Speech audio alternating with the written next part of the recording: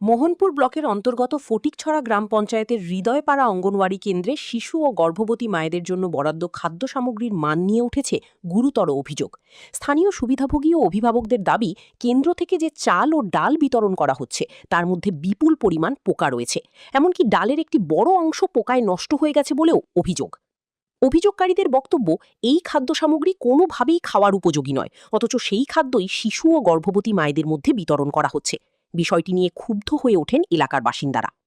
এই বিষয়ে অঙ্গনওয়াড়ি কেন্দ্রের কর্মীর সঙ্গে কথা বলা হলে তিনি দাবি করেন, ঊর্ধ্বতন কর্তৃপক্ষের কাছ থেকে যে খাদ্য সামগ্রী সরবরাহ করা হয়েছে সেটাই বিতরণ করা হচ্ছে।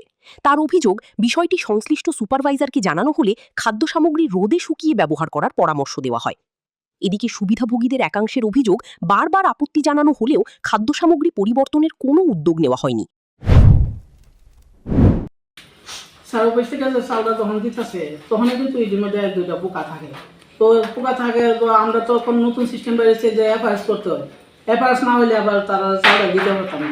তো এফআরএস করে তোমরা চালটা দিতে গিয়ে দেখেন, মনে করেন 10 দিন বা 15 দিন দিতেছে, এই ফাঁকে কিন্তু আরও পোকাটি আরও বাইরে যেতেছে। তো আমরা কিন্তু এগুলি রোদ্রের মধ্যে দিয়ে এসে শুকায় আবার আইনা করে রাখতেছি পোকাটি ছাড়াই। এরপরে তো পোকাটি তো যায় না যে ডাল দেওয়া চাল একসাথে মেশান না থাকে, তো ডালের ভিতরে ঢুকা থাকে, রোদ্রে দিলেও ডাল দিতে গিয়ে বাইরে না।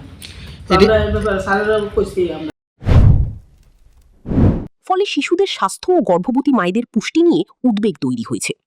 ঘটনার পর এলাকাবাসী সমাজ কল্যাণ ও সমাজ শিক্ষা দপ্তরের কাছে অবিলম্বে তদন্তের দাবি জানিয়েছেন। তাঁদের দাবি, খাদ্য সামগ্রীর গুণগত মান পরীক্ষা করে দোষীদের বিরুদ্ধে কঠোর ব্যবস্থা গ্রহণ করতে হবে এবং ভবিষ্যতে যাতে এ ধরনের ঘটনা না ঘটে সেদিকে নজর দিতে হবে।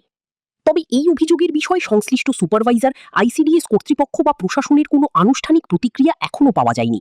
প্রশাসনের বক্তব্য সামনে এলে বিষয়টি আরও স্পষ্ট হবে বলে মনে করছেন স্থানীয়রা। Bureau report, news now.